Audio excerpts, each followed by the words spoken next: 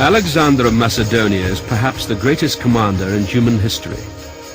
In little more than a decade, he created a vast empire, stretching from Greece through present-day Turkey, Egypt, the Middle East, Afghanistan, Pakistan, and into India.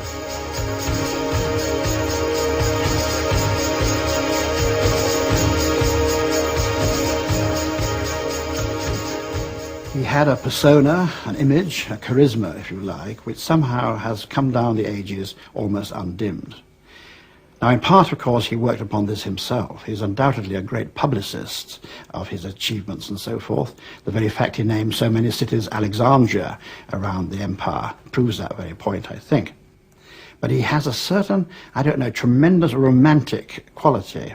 And the fact, of course, that he dies so young with so much achieved puts him into a special category.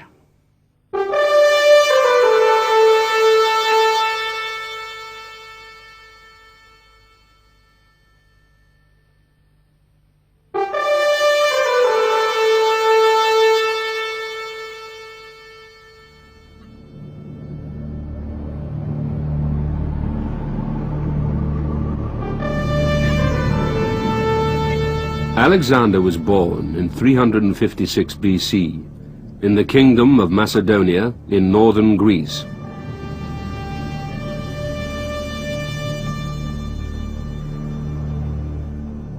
His father was Macedonia's king, Philip II.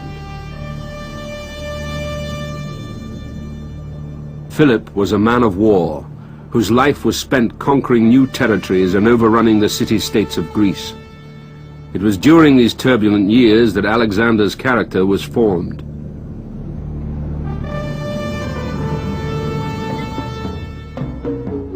There came a day when Philip was brought a horse named Bucephalus. The king and his friends went to watch the horse's trial and came to the conclusion that it was wild and quite unmanageable. But Alexander went up to Bucephalus, took hold of the bridle and turned him towards the sun, for he'd noticed that the horse was shying at the shape of his own shadow in front of him. Then he vaulted safely onto its back. His father wept for joy, and when Alexander dismounted, he said, "My boy, you must find a kingdom big enough for your ambition. Macedonia is too small for you."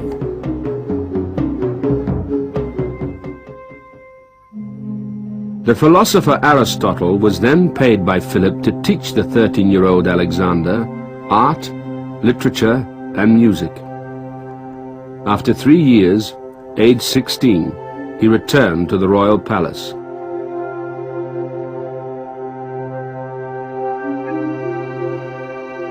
On one occasion, some ambassadors from the king of Persia arrived in Macedon, and since Philip was absent, Alexander received them in his place.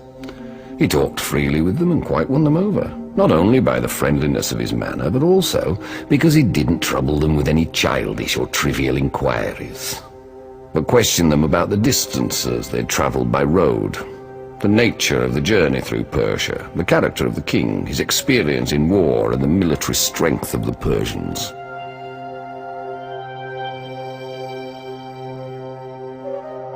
Philip now taught his son how to fight.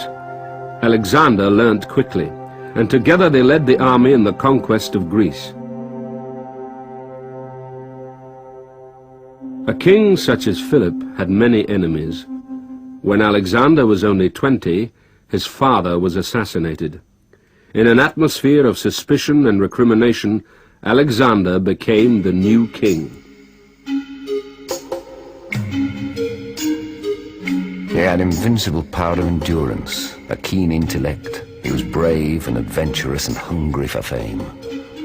In arming and equipping troops, he was masterly. Noble indeed was his power of inspiring his men, of filling them with confidence. Doubtless, in the passion of the moment, Alexander sometimes erred. It is true that he took some steps towards pomp and arrogance. But after all, he was young. Having secured his position, the ambitious young king looked east, to Persia, the mightiest empire on earth. After months of preparation, he and his army of 35,000 men set out.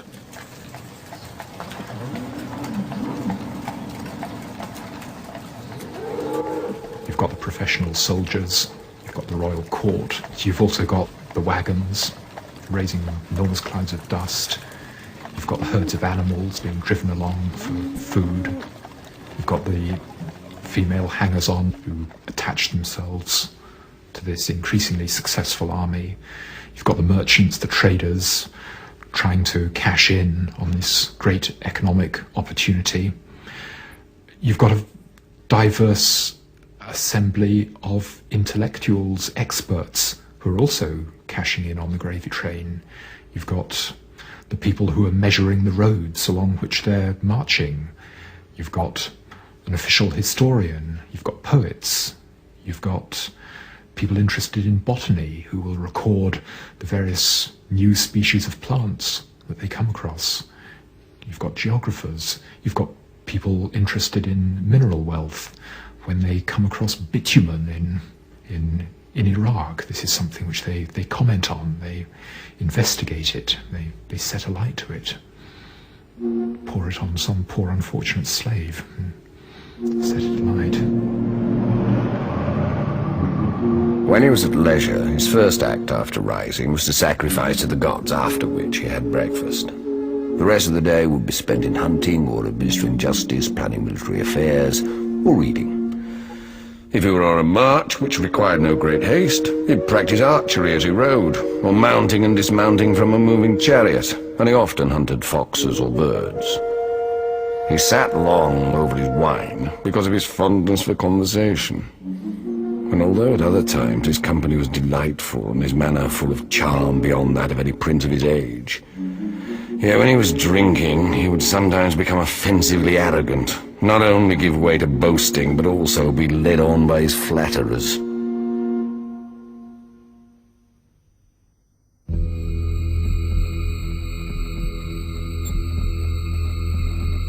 In Babylon, the Persian king Darius III had been informed of this impudent young man invading his empire, but expected the nobility in the western provinces to stop him.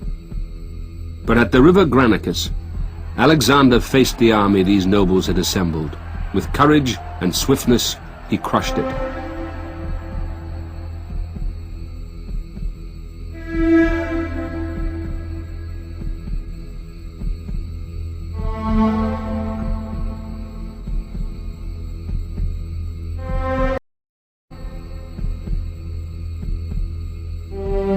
But Alexander faced another threat. The powerful Persian fleet could easily invade Greece and Macedonia in his absence. He had to destroy it. As his own navy was no match for the enemy, he fought on land. By occupying key ports, he cut off the fleet's supplies and neutralized its power. Alexander was now free to head inland and seek out Darius.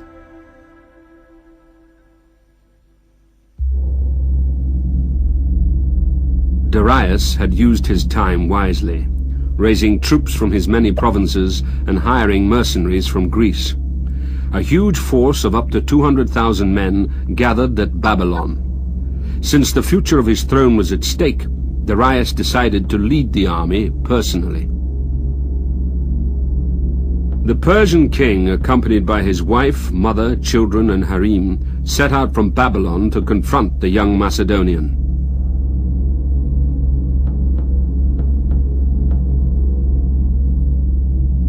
As Darius went north, Alexander headed south and brought his 35,000 men through the Taurus mountains and into the fertile plains on the Mediterranean coast. Here he replenished his stocks.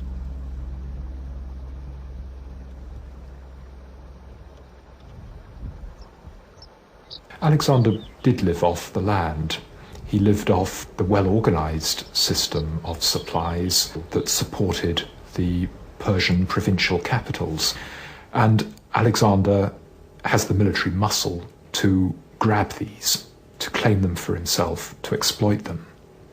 And that's how his army is able to keep on the march.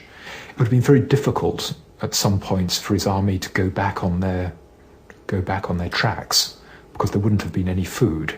He has grabbed what there was and the army has eaten it. He's got to go on. Having approached each other at the northeastern corner of the Mediterranean, the two armies set up camp either side of the Akmanos mountains.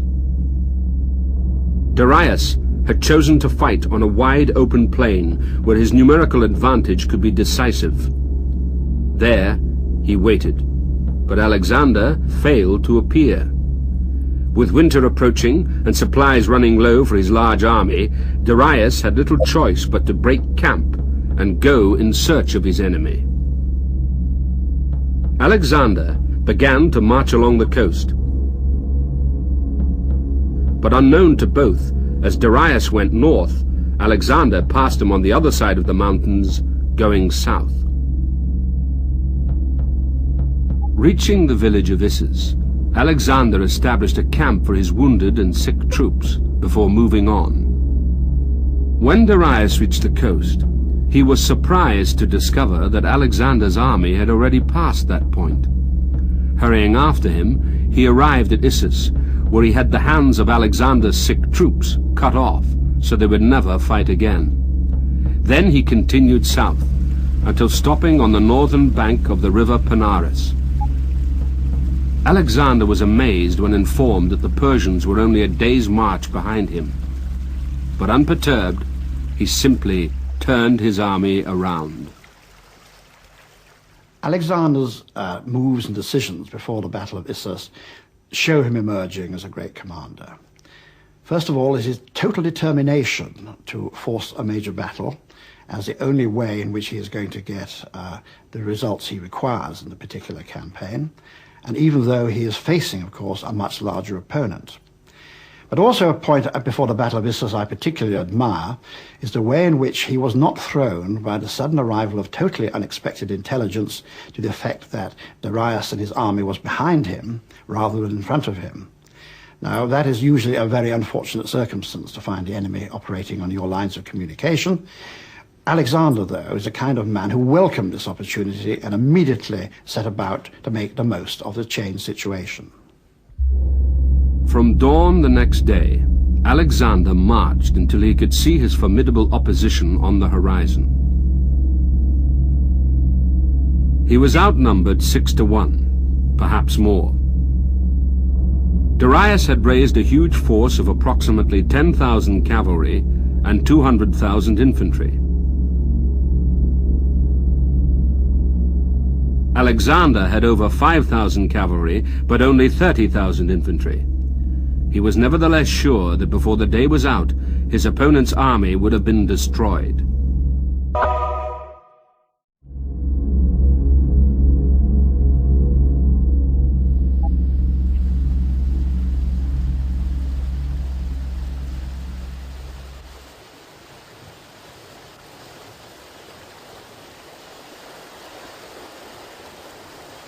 The Battle of Issus changed the course of history. Along this stretch of river, how was Alexander able to defeat a force so much larger than his own?